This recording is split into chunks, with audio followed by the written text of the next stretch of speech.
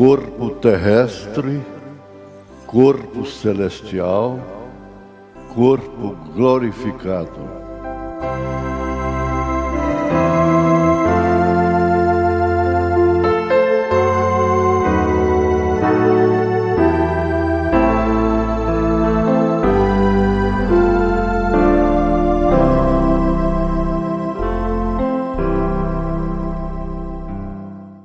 Boa noite com Jesus.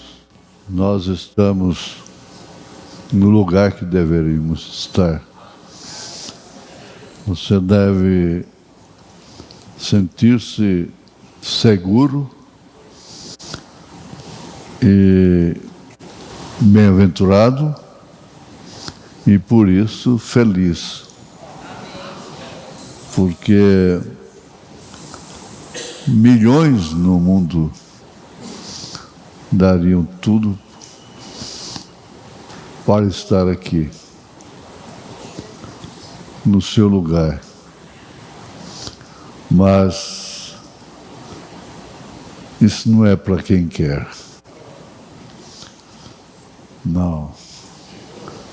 É para quem Deus chama. É para quem Deus elege. Cada corpo ocupa um lugar no espaço. Essa é a física, não é? E você poderia estar em outro país nesta hora.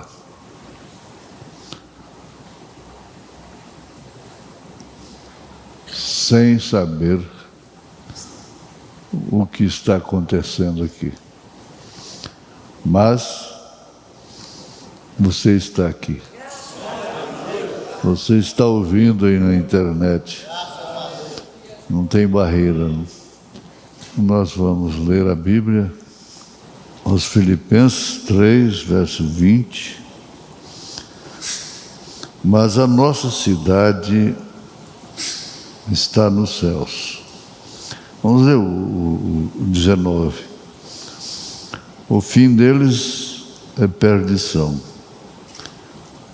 O Deus, letra minúscula, deles é o ventre, e a glória deles é para a confusão deles mesmos, que se pensam nas coisas terrenas. Isso aqui deve se pegar nisso. Eles pensam nas coisas terrenas. Pensam nas coisas terrenas. Mas a nossa cidade está nos céus, donde também esperamos o Salvador Jesus Cristo, que transformará o nosso corpo abatido para ser conforme o seu corpo glorioso, segundo o seu eficaz poder de sujeitar também a si todas as coisas.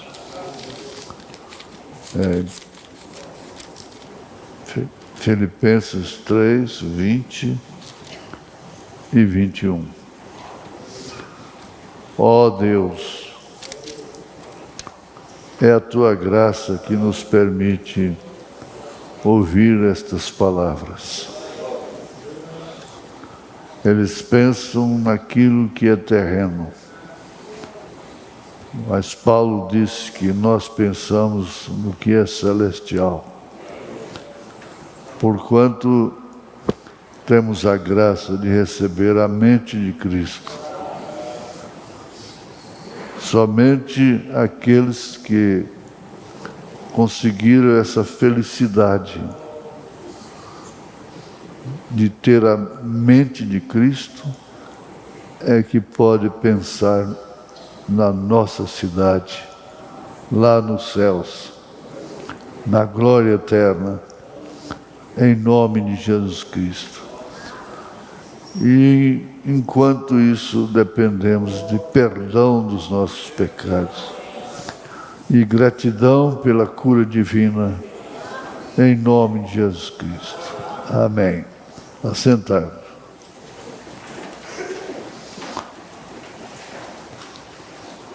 É bom quando a gente tem as duas coisas ao mesmo tempo, o profeta e Paulo. Paulo e o irmão Brana. E o irmão Brana não andou sozinho. Ele andou com Abraão, andou com Davi, andou com Paulo, com todos os apóstolos, enfim, todos os profetas. Ele andou com Moisés. Por isso é que as suas mensagens estão sempre fazendo menção deles. E aqui no parágrafo 97 da mensagem Adoção, Manifestação dos Filhos, parágrafo 97. E Paulo disse: não apareceu exatamente com o tipo de corpo que teremos, mas sabemos que teremos um corpo como o dele. Olha a convicção. Mas sabemos que teremos um corpo como o dele. Isso quer dizer, um corpo com o poder de sujeitar a si todas as coisas. Para parar, assentar, pôr as mãos na cabeça e pensar, assimilar.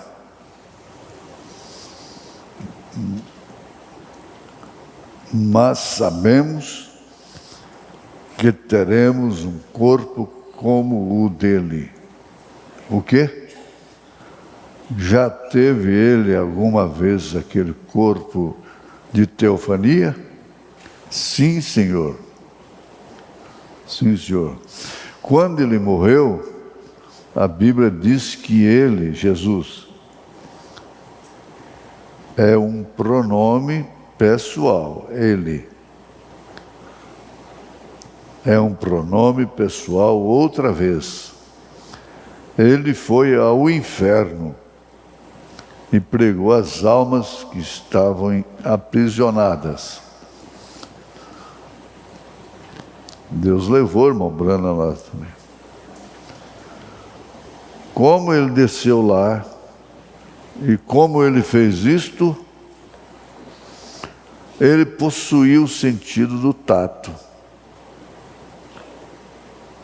Como ele desceu lá e como ele fez isto, ele possuía o sentido do tato, ele possuía o sentido da audição, ele sentia o sentido, tinha o sentido da fala, da voz.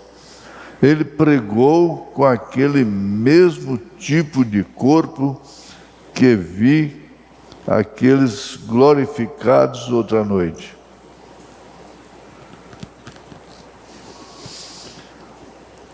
É a pregação que é um suco da experiência vivida. Ele pregou com aquele mesmo tipo de corpo que via aqueles glorificados outra noite.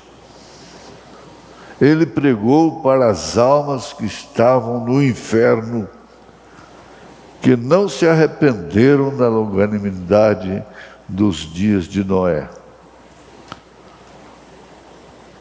Ele foi lá para servir de o julgamento. Então, quando ele levantou na Páscoa, não foi possível que aquele corpo pudesse ver a corrupção, porque Davi, o profeta, anteviu isto: não deixarei sua alma no inferno, nem mesmo deixarei o meu santo, que o meu santo veja a corrupção. Tudo que você ouve que está relacionado com Jesus diz respeito a você, o crente. Porque Deus não pensou em ficar sendo aquele Deus longe no universo,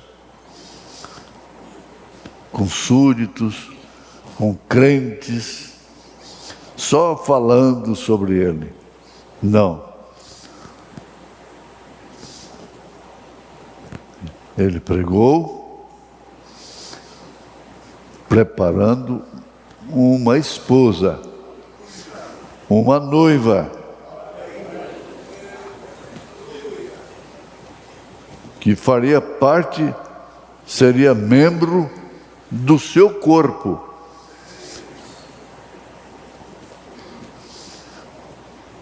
Minha carne descansará na esperança, porque Ele não deixará a minha alma no inferno,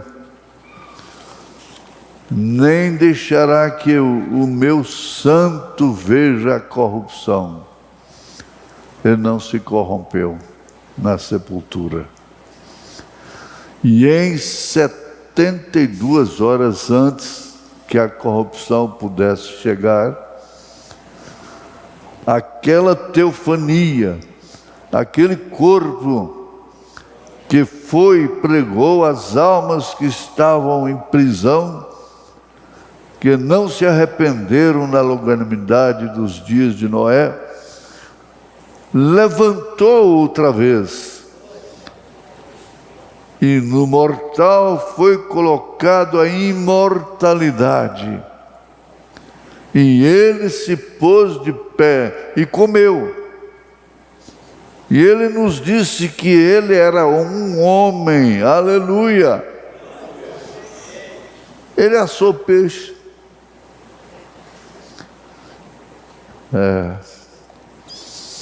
Na mensagem adoção, quarta parte, que é o mistério predestinado de sua vontade, 122, ele diz: você recorda de outro dia passando por aquilo? Quando o pequeno bebê está sendo formado no ventre da mãe e seus pequenos músculos estão agitando e pulando e assim por diante. E logo que a mãe dá a luz ao bebê, e o bebê na terra, a primeira coisa, há um corpo espiritual para apanhar aquele pequeno corpo natural. E é quando ele chora, enche seus pulmões. Se isso não acontecer, ele está morto.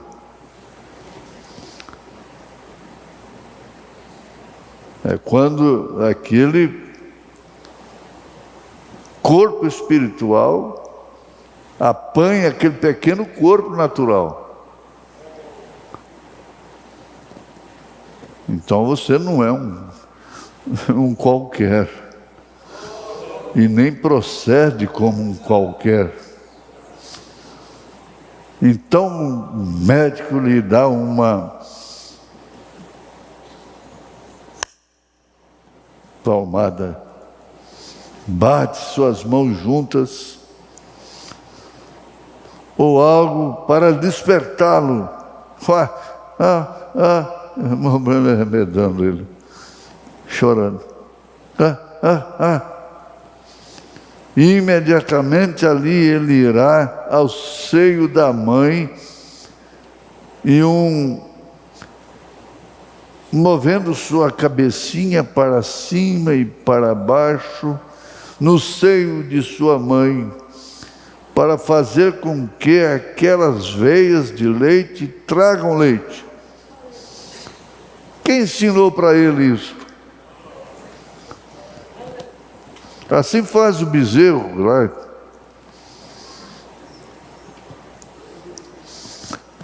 Quando este pequeno corpo natural chega na terra, há um corpo espiritual esperando por ele. Segundo os Coríntios, capítulo 5. Vou sempre repetindo para você guardar. Você ler. Segunda carta aos Coríntios, capítulo 5. Leia e você se inteirará mais de quem é você desde que nasceu. Quando este corpo natural chega na terra, há um corpo espiritual esperando por ele. E ali, em 2 Coríntios 5, diz: e quando ele se desfaz, quando ele desvanece esse corpo, então aí tem um corpo celestial. Ele não fica nu. Segundo as palavras de São Paulo, ele não fica nu. É revestido de corpo. E quando este corpo natural chega lá, aleluia, há um esperando no além. Há um corpo esperando no além. Nós simplesmente mudamos de um para outro. Você olha ali o seu filho, a sua filha, ou seu marido, sua esposa, estendida ali, e diz: morreu. Não, não morreu. Mudou de corpo. Mudou de corpo. Nós mudamos nossos lugares de habitar. Mudou de casa. Aleluia. E aí então, foi que ele chamou a irmã Hope. Ela já tinha partido. E ela veio. E chamou no poder da palavra e ela veio. Ela disse: querido, por que você me chamou? Você não sabe o que você prega. Você não tem noção do que você prega. Nós não temos noção, por mais que procuramos esclarecer através da mensagem da Bíblia Sagrada, a gente não tem a noção do que é aquilo. Este corpo mortal deve ser colocado na imortalidade. Este espiritual, este corruptível, é colocado em um incorruptível. Aí já é 1 Coríntios 15, a partir do verso 50. Você pode conferir. Mas isto não mudará sua aparência de maneira alguma. Então eu vou conhecer minha mãe. Você vai conhecer seus queridos. Está aqui. Mas isto não mudará sua aparência de maneira alguma.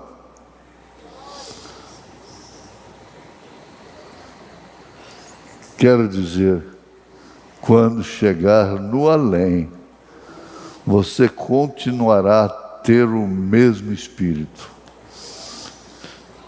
Aleluia. Por quê? Que quando ele foi além da cortina do tempo, lá no quinto selo, ele conta isso detalhadamente. E as pessoas reconheciam-no, vindo ao seu encontro, dizendo: oh, meu precioso irmão Brana. Como é que ele sabia que era o irmão Brana? Oh, meu precioso irmão Brana. Oh, meu precioso irmão Brana. Mas com um detalhe. Aquele anjo que estava guiando além da cortina do tempo, mostrou a moça muito linda para ele. Isso foi várias. Ele disse: você a conheceu lá na terra? Ele disse: não. Pois é, aquela velhinha de 92 anos, ou 90 anos, que você conduziu a Cristo lá na terra. Aleluia. Você continuará a ter o mesmo Espírito. Aqui, Deus não muda o Espírito, Ele muda a alma. Mudando a alma, muda a natureza. Aquele corpo, aquele temperamento abrupto, nervoso, torna-se manso, paciente, humilde, não questiona,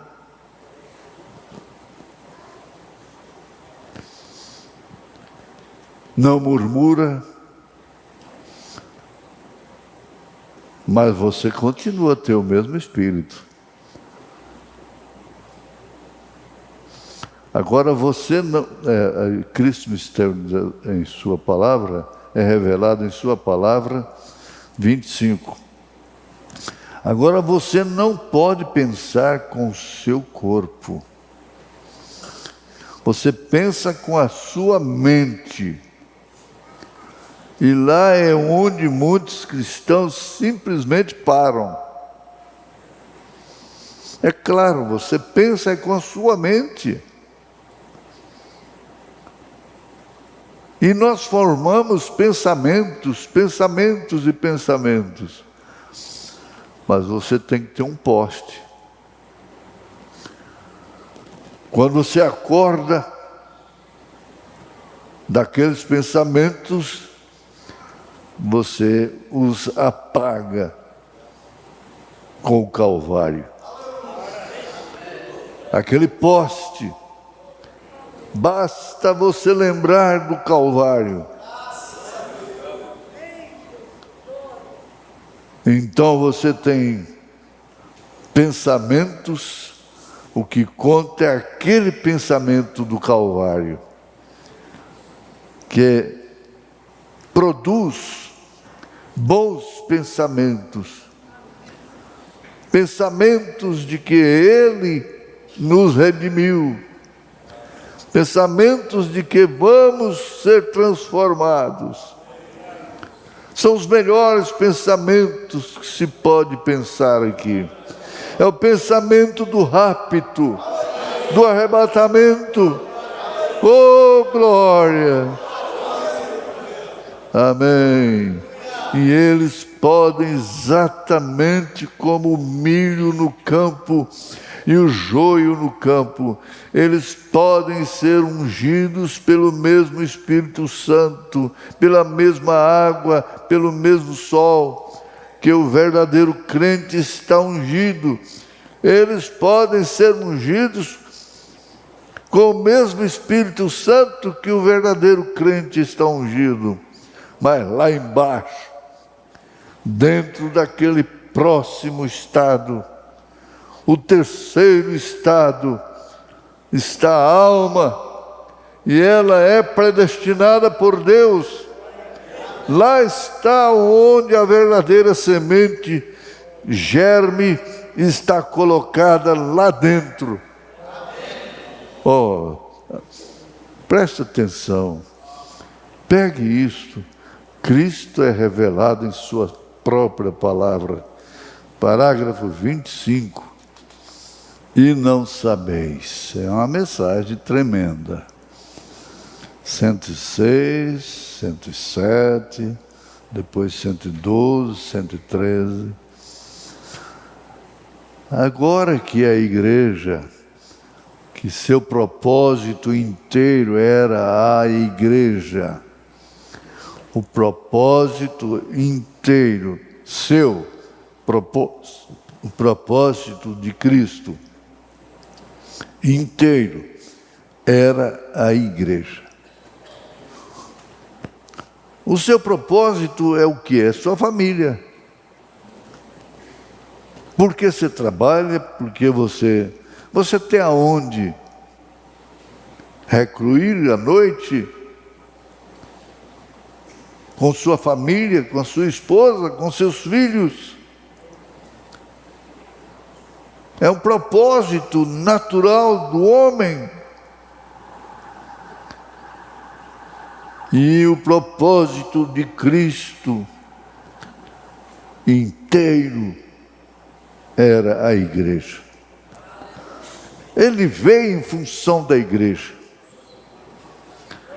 Ele saiu lá daquele logos, daquele halo, e veio se encarnar no ventre de Maria, pelo Espírito Santo. Para quê? Com qual propósito? A igreja. A igreja, que é o seu corpo. A igreja é o corpo de Cristo. Não pode falhar. Sua mão é membro do seu corpo. Seus olhos são membros, órgãos do seu corpo. E assim por diante, cada membro, assim também é a igreja. Agora aqui está o que sucede. Agora olhem aqui este retrato figurativo.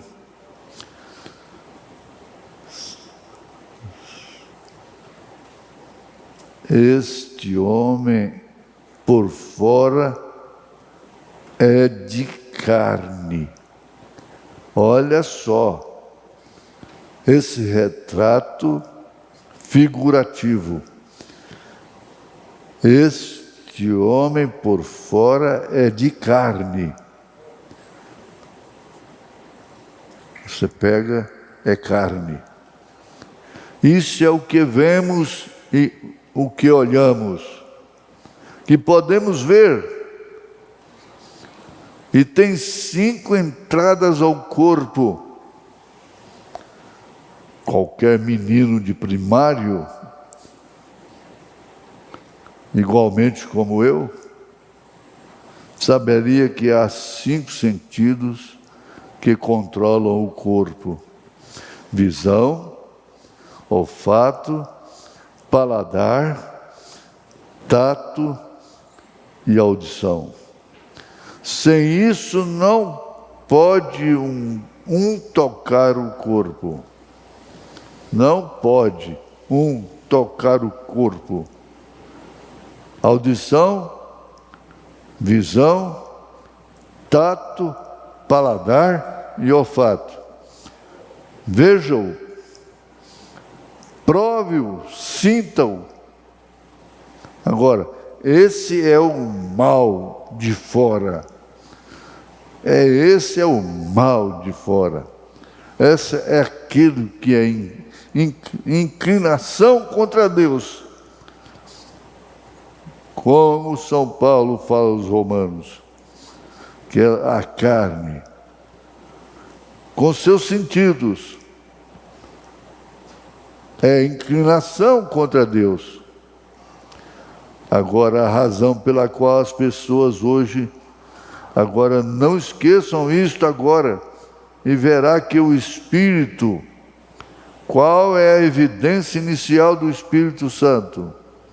Agora as pessoas podem viver neste Espírito e dançarem no Espírito, ungir esse Espírito, eles gritam no Espírito, eles dançam no Espírito, vão à igreja no Espírito e absolutamente podem ter o verdadeiro Espírito de Deus ungido sobre esse Espírito e ainda está perdido. Ainda estar perdido e tão possuído pelo diabo como podem estar com esse Espírito. Esse Espírito, tudo na razão, tudo na carne, tudo nos sentidos. Olhem, é a razão que não podiam dizer a essa mulher que pôr shorts é incorreto. Não lhe podem dizer que cortar o cabelo é incorreto. Bem, veja onde estão os pentecostais. Dançam no Espírito, cantam no Espírito, e estão de short, cortando seus cabelos e se pintando, e os homens sendo culpados de tudo. Bem, quem tem o cabelo a ver, o que tem o cabelo a ver com isso? Bem, para Sansão teve que ver. Todo aquele que tirar ou acrescentar uma só palavra tem que ter um ultimato em algum lugar. Ora, quando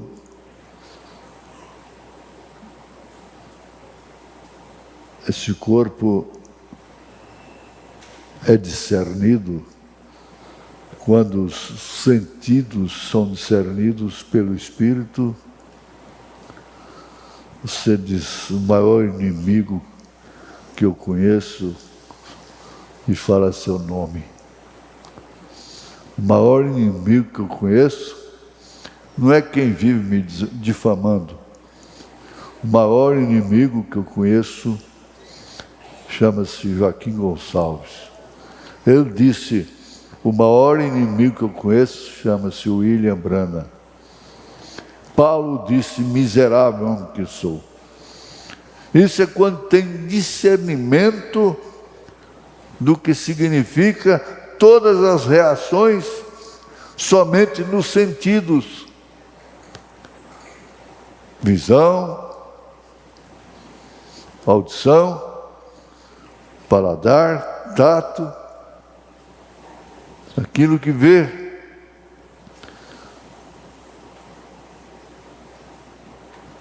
Esse aqui está em eventos modernos, são esclarecidos por profecia. Parágrafo 100. Note, constatamos hoje que as pessoas, há muitas pessoas que simplesmente não podem crer nisto. Até mesmo pessoas cheias do Espírito. Vou lhe dizer uma que vai deixá-los sem fôlego. O batismo do Espírito Santo não significa que você vai entrar de modo nenhum. Não sobre isso. Não tem nada que ver com a sua alma. Esse é o batismo. Veja, a água pode cair sobre o joio, o sol também. A mesma água, o mesmo Espírito que cai sobre o trigo. Esse é o batismo, veja. Por isso que eu exemplifiquei lá em São Paulo. Aqui é heliporto. E vem o helicóptero e desce aqui. O helicóptero é o novo nascimento. O helicóptero descendo aqui é o Espírito Santo. Aí você nasce de novo. Nasce de novo. Vou lhes dizer o que vai deixá-los sem fôlego. Ele falou isso. Não significa que você vai entrar de modo nenhum. Não sobre isso. Não tem nada que ver com sua alma. Esse é o batismo. Veja, aqui está a alma interior. Aqui dentro, que tem vir de Deus, que tem vir de Deus. Essa alma que vem lá de Deus é que é a eleição. A eleição desde antes da fundação do mundo. Mas então no exterior você tem 5 sentidos e 5 saídas, entradas para o seu fazer contato com o seu lar terrestre, com as pessoas. Esse é o exterior. O interior, você tem um espírito e aí dentro de você tem 5 saídas. Sua consciência e amor e assim por diante. 5 saídas para esse espírito. Lembre-se, nesse espírito você pode ser batizado com o genuíno Espírito de Deus e ainda assim estar perdido. É a alma que vive, que foi ordenada por Deus. Caso contrário, você vê, principalmente os pentecostais, estão descansados nisso, porque eles falam línguas, eles dizem que são batizados com o Espírito Santo, eles curam os enfermos, eles recebem as maravilhas. Não, a questão é a alma. Você não tem que falar, não corte seu cabelo. É sua alma que fala. Para a mulher, não vista short, ninguém tem que falar. Vista meio lá, meio cá, curto. Você não tem que falar, é sua alma que fala. Ninguém tem que falar para você. Ninguém tem que ensinar. 1 João capítulo 5. Essa é a unção na alma. Não precisa de ninguém ensinar.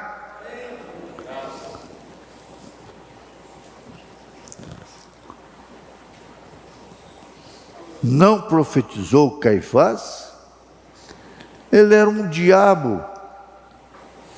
Eles estão descansados porque tem um espírito pentecostal, ou um espírito rebelde. Mas a alma pentecostal, aquela que vem lá do legítimo Pentecoste, lá do cenáculo, é diferente. Ninguém tem que mandar fazer nada. Ela sabe pelo interior, ela não sabe explicar. Caifás profetizou e ele era um diabo. Verificamos ali. E aqueles sacerdotes, aqueles grandes homens que deveriam ser os grandes líderes naqueles dias, com humildade e tudo mais, mas falharam em ver a própria palavra que eles liam e ensinavam, a palavra de Deus ser manifestada para eles. Eles falharam. Com toda a conduta que tinham. Isso é verdade. Todos eles criam no mesmo Deus. E todos eles adoravam Jeová. Veja o sacrifício de Balaão, 7 altares, o número perfeito de Deus, as 7 igrejas. Veja, 7 carneiros falando da vinda do Senhor. Fundamentalmente, Balaão estava com tudo. Ele era simplesmente tão fundamental quanto Moisés era. Mas veja você, não havia uma vindicação divina. Ali ambos eram profetas. Mas aqui está. Ele disse, você perde o fôlego, mas não se afoga. Porque você tem confiança na sua alma. É alma. É sua alma que traz você à igreja. É sua alma que te dá desejo de subir. O mundo não tem desejo do rapto. As virgenesses não têm desejo.